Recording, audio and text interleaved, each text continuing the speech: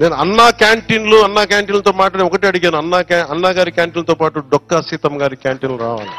డొక్కా సీతమ్మ ఈ పేరు ఆంధ్రలోనే కాదు దేశం మొత్తం వినిపించే పేరు.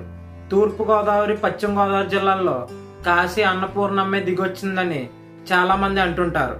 డొక్కా సీతమ్మ గారు పెద్దగా చదువుకోలేదు, అయినా పేదవాడికి కష్టం వస్తే ఇంటికి వచ్చిన వాడికి ఎవరికైనా సరే అన్నం పెట్టి పంపేది. భారతదేశంలో అన్నం పరబ్రహ్మ స్వరూపం అంటారు, కానీ ఆ పేరుకి నిలువెత్తు నిదర్శనం మన డొక్కా సీతమ్మ గారు.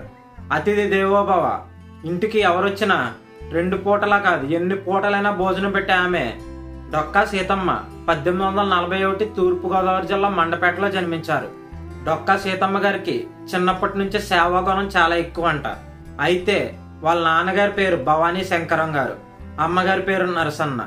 భవానీ శంకరం గారిని ముద్దుగా అందరూ బువ్వన్న అని పిలుస్తారంట. వాళ్ళ నిత్య అన్నదానం చేస్తూ ఉండేవారంట. డొక్కా సీతమ్మ గారు పెద్దగా చదువుకోలేదు. తల్లి అయినా తండ్రి అయినా గురువైనా అన్ని బువ్వన్న గారే, అంటే వాళ్ళ నాన్నగారు. అయితే వాళ్ళ దగ్గర చాలా నేర్చుకుంది. ఆ రోజుల్లోనే ప్రాచీన సాంప్రదాయాలకి పెద్ద దిక్కుగా ఉన్నారు. తూర్పు గోదావరి జిల్లాల్లో గోదావరి పరివాహిక ప్రాంతాల్లో చాలా గ్రామాలు ఉండేవి. అందులో ఒక గ్రామమే లంకల గన్నవరం. అయితే ఈ లంకల గన్నవరంలో డొక్కా జోగన్న అనే ఒక వ్యక్తి ఉండేవారు. ఆయనకి చాలా ఆస్తి ఉంది. అందులో ఆయన పెద్ద రైతు, అలాగే ఒక వేద పండితుడు. అయితే డొక్కా జోగన్న గారు ఒకసారి వేద పండిత సభకు వెళ్లారు. అక్కడ మధ్యాహ్నం అయ్యేసరికి మన డొక్కా జోగన్న గారికి ఆకలి వేస్తుంది. వెంటనే బువ్వన్న గారు గుర్తుకొచ్చి ఆ రోజు ఆతిథ్యం వాళ్ళ ఇంట్లో స్వీకరించారు మన డొక్కా జోగన్న గారు. సీతమ్మ గారు చూపించిన అతిథి మర్యాదలతో డొక్కా జోగన్న గారు ఫిదా అయిపోయారు. మర్యాదలతో పరవశించిపోయిన జోగన్న గారు ఆమె వినయ విధేయతలు చూసి పెళ్లి చేసుకోవాలని నిశ్చయించుకున్నారు. అయితే సీతమ్మ గారికి జోగన్న గారికి పెళ్ళయింది. పెళ్ళైన తర్వాత మెట్టినింటికి రావాలి కదా, ఆ ఊరే లంకల గన్నవరం. ఇది అమలాపురం సమీపంలో ఉంది. ప్రస్తుతం ఈ ఊరు కోనసీమ జిల్లాలో ఉంది. అయితే 1841 అక్టోబర్ 2వ వారంలో పుట్టిన సీతమ్మ గారు 1850లో వివాహం చేసుకున్నారు.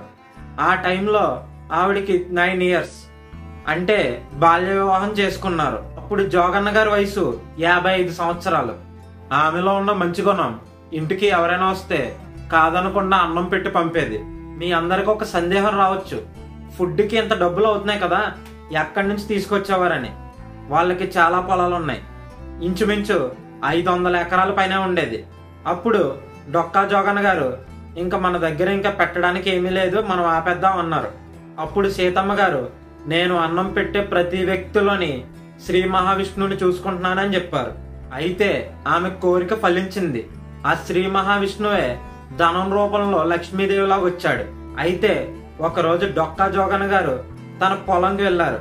ఎప్పుడు దున్నే పొలమే. ఆ రోజు ఏం జరిగిందంటే గుణపంతో తవ్వుతుంటే టప్ టప్ అని శబ్దం వచ్చింది. ఏంటని చూస్తే 2 లంకె బిందులు.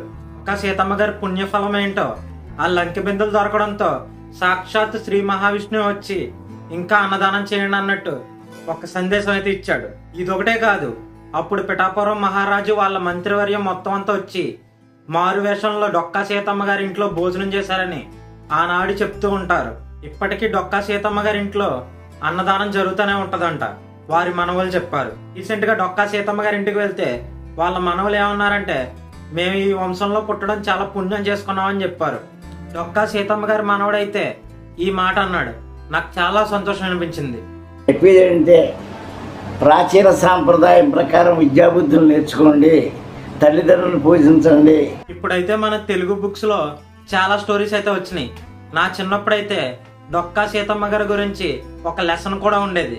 అలాగే డొక్కా సీతమ్మ గారి ఇంట్లో చాలా వివాహాలు అయితే జరిగినాయి. వాళ్ళ ఇంట్లో వివాహం చేసుకున్నందుకు మేము చాలా పుణ్యం కట్టుకున్నామని చాలా మంది చెప్తూ ఉంటారు. ఇప్పటికీ జరుగుతూనే ఉంటాయి వాళ్ళ ఇంటి దగ్గర వివాహాలు. ఆ ఇంటి దగ్గర వివాహాల్లో మొదటి పేరు డొక్కా సీతమ్మ గారిని వేస్తారు. సీతమ్మ గారి సేవాగుణం గురించి ఒకసారి తెలుసుకుందాం.